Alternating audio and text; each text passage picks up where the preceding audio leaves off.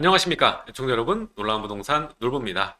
자, 오늘은 이전 시간에 이어서 연구원 자료를 토대로 올 하반기 2021년 하반기 전망, 이 연구원에서는 어떻게 하고 있는지 살펴보는 시간을 갖도록 하겠습니다.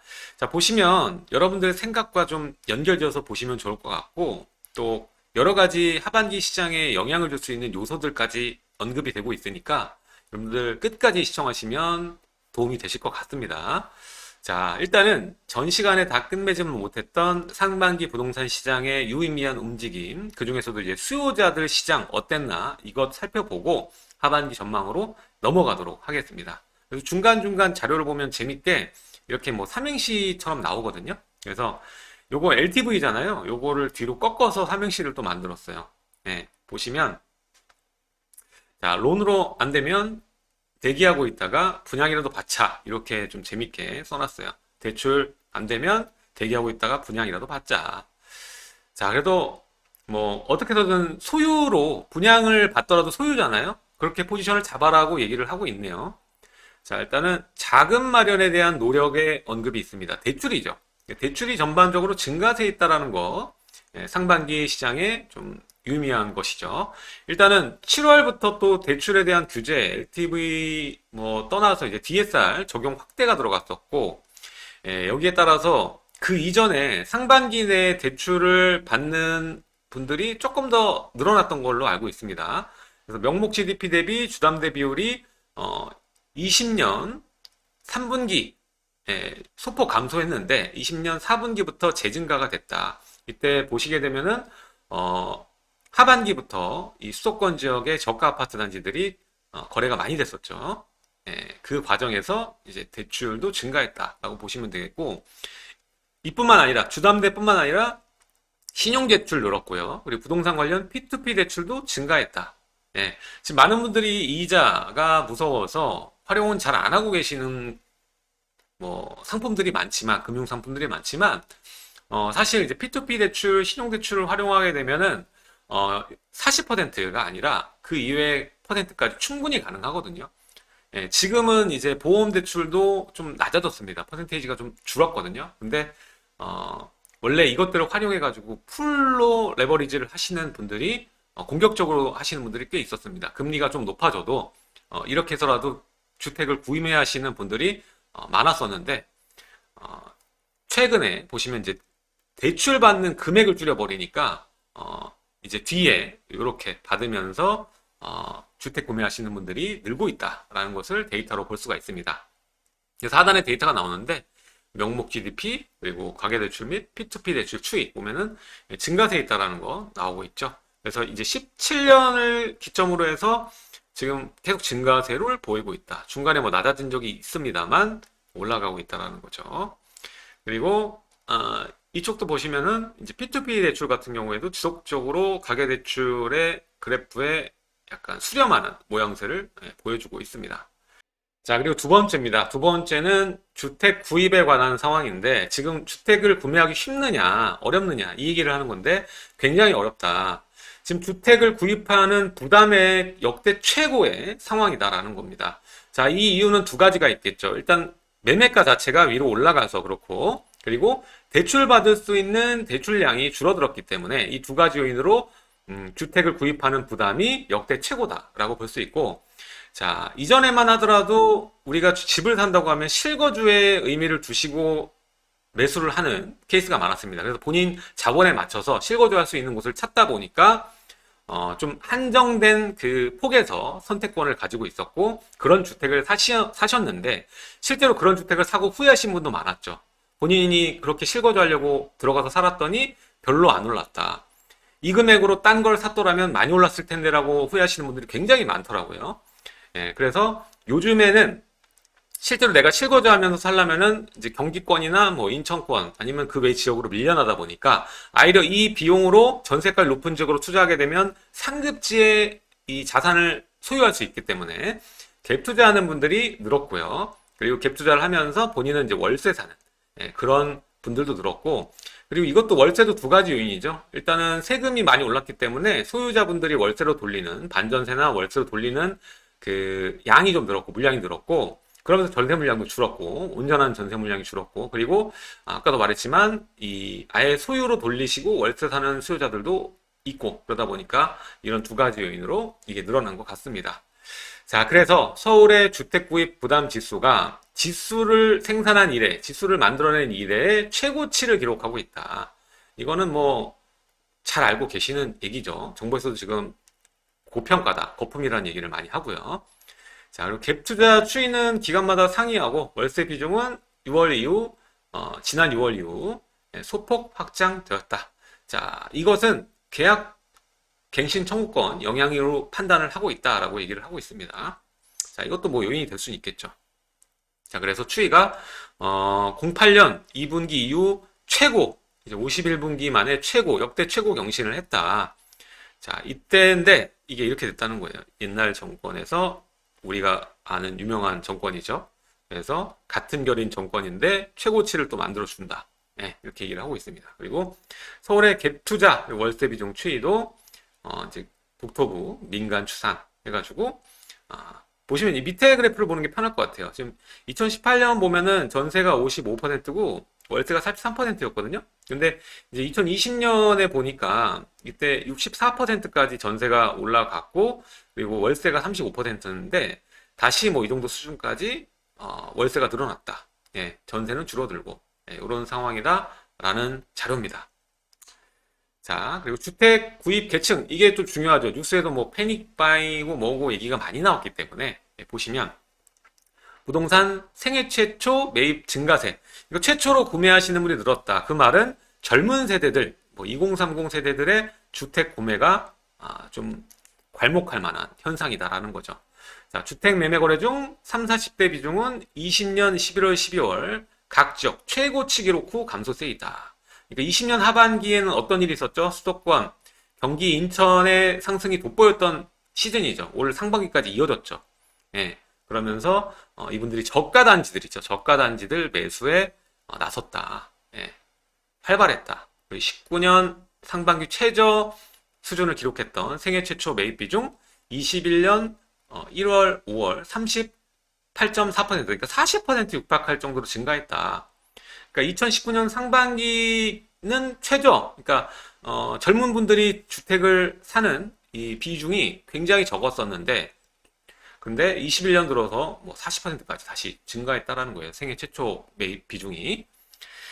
자, 이때는 뭐 비쌌으니까요. 그리고 이렇게 저가 단지로 매수를 선택하는 수요가 그만큼 없었잖아요. 그때만 하더라도.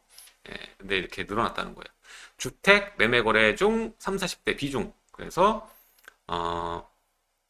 하반기에 찍고 20년 하반기 찍고 내려오는 모양새. 예, 이런 식으로 되어 있습니다. 자, 여기도 이렇게 돼 있어요. 소유권 이전 등기 중 생애 최초 비중 21년 3월 39.8%, 20년 8월 40%. 예, 그래서 20년 8월부터 이어온다고 제가 말씀드렸죠. 20년 하반기부터 상반기까지 좀 이어오는 최근에 이제 소강으로 좀 줄어드는 모양새 단독입니다.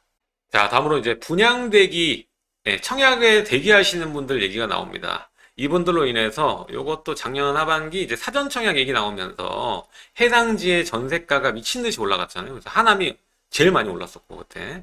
자, 전세 가격 상승 및 분양 인기 상승. 지금은 이제 분양하는 단지도 굉장히 적기 때문에 일시에 몰리는 현상이 계속 패턴이 이어져 오고 있어요.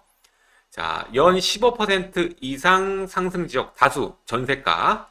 자, 여전히 서울 인근과 교통 결절지 3기 신도시 강세, 그리고 분양 경쟁률 상승, 3기 신도시 관심도 증가.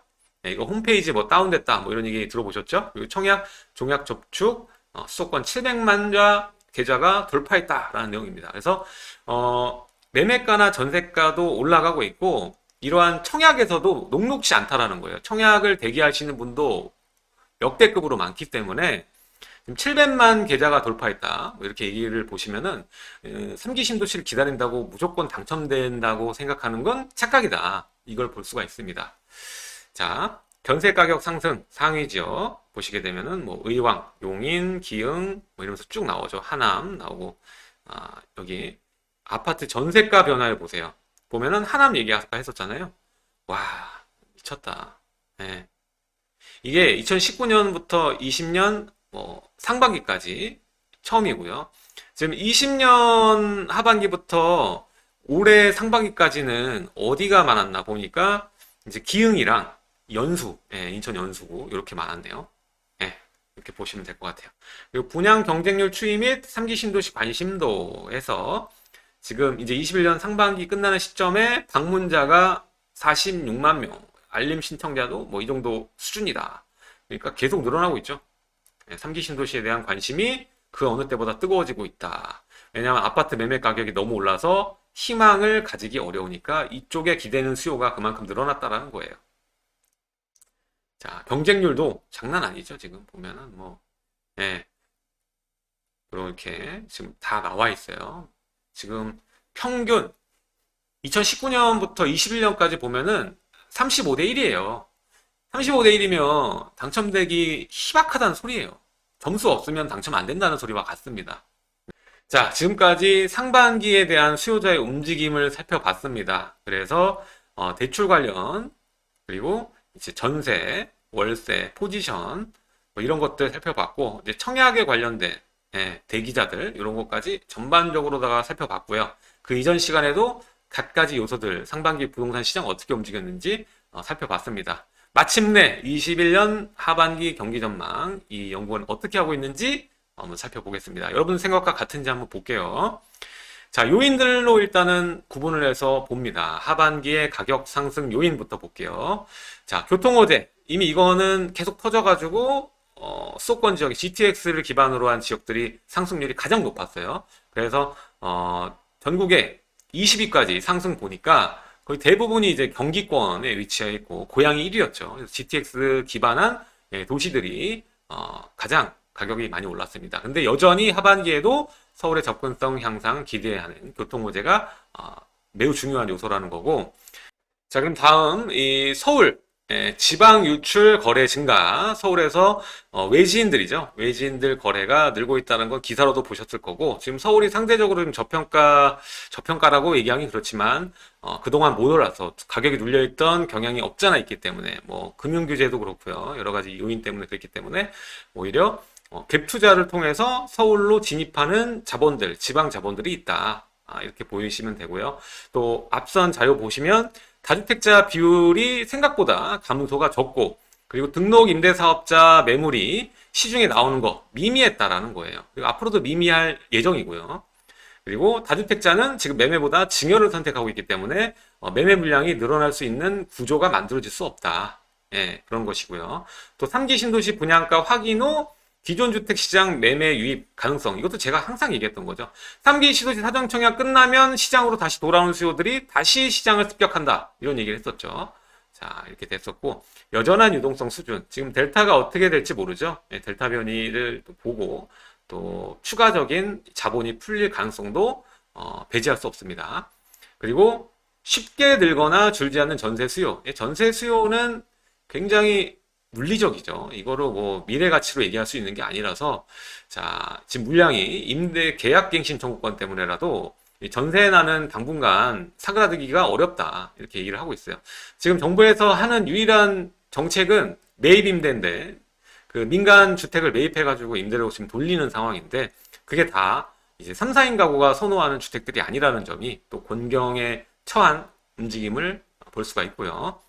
또 세제 개편으로 인해서 매물이 잠겨 있다. 예, 일단 양도세 중과랑 보유세나 뭐 이런 여러 가지들 얘기를 할 수가 있겠는데, 자, 세제 피해가는 시장 움직임들이 좀 있다, 뭐 이렇게 볼 수가 있고, 사실 세금을 피할 수는 없죠. 근데 절세를 할 수 있는 요인들을 잘 쓰시고 계시고, 실제로 1주택이신 분들이 정말 똑똑하게 영리하게 움직일 수 있는 것들을 하고 계세요. 뭐 입주권을 이용해서 일시적 2주택을 길게 뺀다던가, 뭐 여러 가지 전략들을 이용해서 최대한 본인한테 이득이 되게끔 시장은 적응하고 움직이고 있다는 것을 좀 아셨으면 좋겠어요. 지금 1주택이신 분들은 가만히 계시면 자본이 좀 남고 썩어 가잖아요. 희석되잖아요. 그러니까 나와 같은 현상에 있는 사람들은 뭘 하고 있을까라는 것을 계속적으로 갈구하고 찾아보고 물어봐야 돼요. 이런 상황인데 어떻게 될지. 가만히 계시면 그 돈조차 녹아내립니다. 지금 그거를 개선할 수 있는 요인이 하나도 보이지 않는다. 이미 양적 완화라는 것을 인류가 발명을 했기 때문에 예전과 같은 그런 그 위기 상황이 오고 긴축이 오고 뭐 이런 식으로 가기보다는 경제 상황이 좋아져야 긴축 전략으로 가지 않을까라는 생각이 들어요. 그리고 갭 투자, 그리고 생애 최초 구입 비중 증가. 수요자가 어떻게 보면 증가했다는 거예요. 갭 투자할 사람, 그리고 집을 안 사다가 처음 사는 사람이 그만큼 늘어나고 있다는 거니까. 그리고 당정의 규제 완화 움직임. 이건 왜 그런 거예요? 선거가 얼마 안 남았잖아요, 대선이. 그것 때문에라도 지금 강한 규제를 놓긴 어렵다. 예, 그렇게 보시면 될 것 같아요. 자, 그리고 하반기 가격 하락 요인을 살펴보면 78개월에 달하는 최장 확장 국면, 상승기가 진짜 역대로 최대로 길죠. 예, 시장의 피로감이 좀 있다. 그리고 역사적으로 봐도 이거는 뭐 8년 2분기 이후 최고의 그 시점이라고 하잖아요. 그래서 역사적인 고평가된 가격, 그리고 포털의 매물 수는 감소했지만 매물이 생존일이 증가했다. 이거는 물건은 적지만 물건이 길게 시장에 남아있고 거래가 되지 않고 있다라는 거예요. 근데 이건 패턴은 지금 이번 일만이 아니라 이전에부터 계속 이어져 왔어요. 2019년, 20년, 21년 보시면은 지금 매물 수는 감소했고 매물 생존율이 증가한 패턴이에요. 계속적으로. 계속 거래가 안 되고 있다가 1년에 한 번이든 두 번이든 타이밍에 거래가 되고 호가가 바로 높은 수준으로 되고 또 생존하고 있다가 거래가 되고 뭐 이런 패턴이거든요. 매물수 대비 거래량은 감소. 지금 거래량은 적어요. 거래량은 적은데 매매가는 호가는 올라가 있는 상황. 그리고 이 사람들은 호가를 낮출 이유가 없어요. 네. 그 파는 이유도 사실 저는 더 좋은 부동산을 살려고 파는 거지 돈이 급해서 파시는 분은 굉장히 제한적인 것 같아요. 자, 그리고 구입 부담 최대치라서 이게 연결되죠. 갭 투자로 연결이 됩니다. 네. 이제 영리해졌어요, 수요자들이. 아, 그러면 나중에 내가 거주하지, 돈 모아서 거주하면 되잖아. 지금은 전세 놓고, 전세가도 빨리빨리 오르니까 내년, 내후년, 그 4년 뒤면은, 내 구입 가격보다 더 전세가가 올라갈 수도 있어, 라는 생각에 들어오고 있고, 실제로 이제 3기 신도시나 여러 물량들이 들어오기 전까지는 이 전략이 그대로 유효할 것 같다라는 거. 자, 그리고 실업률 증가. 이거는 뭐, 사실 크게 보진 않는 게 노년 실업률이 굉장히 많이 참여가 돼 있고 근데 이걸 반대로 봐야 돼 우리는 지금 고소득자의 소득은 더 늘어났어요. 지금 코로나인데도 불구하고 더 늘어났다고. 예. 자산가들은 더 코로나 때 돈을 많이 벌었다고요. 이 자산가들이 뭐 할 거예요 그러면? 뭐 좋은 옷, 좋은 음식 계속 먹겠습니까? 또 자산을 늘리겠죠. 이걸 팔고 지금 뭐 유명 연예인들도 뭐 이런 거 있어요. 유명 연예인들이 건물을 팔기 시작했다. 보셨을 거예요. 건물을 팔기 시작했다. 근데 그 건물을 팔고 더 큰 건물을 샀어요. 네. 그러니까 여러분들 너무 쉽게 보면 안 된다는 거예요. 그리고 금리 인상 가능성, 이건 제가 0.25 정도로 한 두 차례 정도 상승하면 많이 올른 거라 저는 이렇게 생각해요. 갑자기 5% 올리고 이런 거는 없을 거다. 자, 그리고 중요한 내용, 공급 전망. 자, 공급 전망. 이거는 사실 전 주택이거든요. 그래서 인허가량 보면은 20년과 대비했을 때 소폭 증가했다는 거. 공공 부문이 이 정도 증가했고 민간 부분이 이만큼 증가했고. 그래서 인허가량은 뭐 늘어났다. 21년에. 분양. 자, 입주 물량이 아니에요. 이거는 분양. 분양도 지금 21년에 분양할 물량이 이 정도로 예상된다. 예, 전국적으로예요. 전국적으로. 예, 그래서 요거는 국토부랑 그리고 21년 같은 경우에는 이제 한국건설산업연구원 전망치다. 이거는 이제 한국건설 이거는 이제 국토부 자료다. 이렇게 보시면 될 것 같아요. 그래서 인허가랑 분양은 올해 예년과 비교했을 때뭐 적은 수준은 아니다. 이렇게 얘기를 하는 거예요. 근데 입주 물량은 지금 빠졌죠. 자, 그리고 가격 전망해서 이제 중요한 이제 하반기는 어떻게 될 것인가. 이게 중요한 건데 이제 매매하고 전세 가격 전망을 할 때 매매 가격은 하반기 전국 1.5% 상승해서 플러스해서 연간 5.5% 상승할 것이라고 예상을 하고 있습니다. 지금 앞선 자료에서 나왔고 전세 가격은 하반기 2.3% 상승해서 매매가보다 더 상승하는 거예요. 그래서 연간 5% 상승할 것으로 전망입니다. 근데 역대로 그 연구원에서 나온 자료들을 보면은 그보다 거의 배수로 오르더라고. 배수로. 그러니까 여기에서 배수로 하면은 뭐예요? 11% 오른다. 그리고 이것도 10% 오른다. 뭐 이렇게 오를 수 있다라는 거 여러분들 알고 가시면 될 것 같아요. 각 기관마다 다 퍼센테이지가 다 다르기 때문에 또 지역별로도 다르죠. 그 평균적으로 봤을 때 그런 거고 지역적으로 편차가 클 것이다라고 저는 보고 있습니다. 자, 가격 수요 억제 당했지만 여전히 그 수요는 존재하고 있고 매도인은 매물을 거두기 때문에 물량 감소로 인해서 소폭 상승이 예상이 된다. 자, 현재 가격 정점이라고 단언하기 어렵지만 고점에 위치해 있는 것은 분명하다. 자, 지금 싸다고 생각하는 사람 있습니까? 손 들어보세요. 네, 절대 없죠. 지금 다 그런 걸 알고 있지만 더 미래를 위해서 여러분들이 미리 소유하고 있는 똑똑해진 소유자들. 자, 하반기에는 3기 신도시 사전 청약 분양가 공개됐었는데 논란이 많죠. 저는 싸다고 느끼는데 비싸다고 얘기를 많이 하더라고요. 얼마큼 싸게 나오길 원했던 거예요, 대체? 음. 자, 기준금리 인상 가능성. 이거는 뭐 0.25%로 몇 번 올라갈 거라. 뭐 두 번 이상은 안 오를 것 같아요. 뭐 한 번 하면 다행이다. 저는 그렇게 봐요. 규제 완화. 이거는 대선, 20대 대통령 선거에서 주택가격에 영향을 줄 수 있는 다양한 요인들이 남아있기 때문에 시장에 여러분들이 주시해서 잘 살펴볼 필요가 있다라는 겁니다. 자, 그래서 여기 자료 나옵니다. 그래서 20년 전국 봤을 때 연간 5.4% 올랐고 수도권 6.5% 올랐었죠. 안 오른 데가 없었습니다. 지방, 전국, 전세 지금 보면은 마이너스 근데 미미하고 이렇게 올라가고 있어요. 계속. 그래서 21년에는 또 5%더 올라가는 거죠. 이렇게 갈 거고 매매가도 작년 대비해서 좀 더 올라가는 수준으로 갈 것이다. 이렇게 보고 있는 거예요. 자, 그래서 이제 다 끝났습니다. 이렇게 해서 오늘 또 21년 하반기 주택 부동산 경기 전망에 대해서 우리 연구원 자료를 토대로 살펴봤습니다. 여러분 생각하고 과연 같았는지 궁금하네요.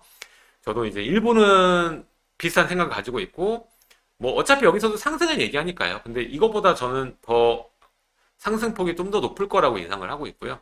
자료가 약간 기관별로 상이하기 때문에 퍼센티지가 달라요. 어느 기관은 몇 퍼센트 상승했고 어느 지역은 몇 퍼센트 상승했고 뭐 이런 식으로 얘기하기 때문에 감안해서 여러분들이 보시면 될 것 같습니다. 아무래도 이 요인들이 다 나왔고 하반기에 기관마저도 상승한다고 얘기를 지금 하고 있죠. 하고 있으니까 여러분들 하반기 또 여러분들 포지션 잘 잡으시길 바라겠습니다.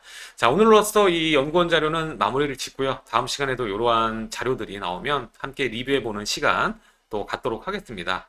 자, 3부에 걸쳐서 긴 시간 동안 봐주셔서 감사드리고요. 앞선 자료들을 못 보신 분은 1부, 2부 찾아서 함께 보시면 재미가 있으실 겁니다. 자, 지금까지 놀라운부동산 놀부였고요. 하단에 멤버십 가입해주시면 또 놀라운부동산 전용 멤버십 강의도 시청이 가능하십니다. 자, 40여 개 정도 되는 영상이고요. 최근에 또 제가 인천 송도에 관련된 영상 올렸으니까 꼭 한번 시청해 주시면 여러분들께 도움이 되실 것 같습니다. 자, 지금까지 놀라운부동산 놀부였습니다. 감사합니다.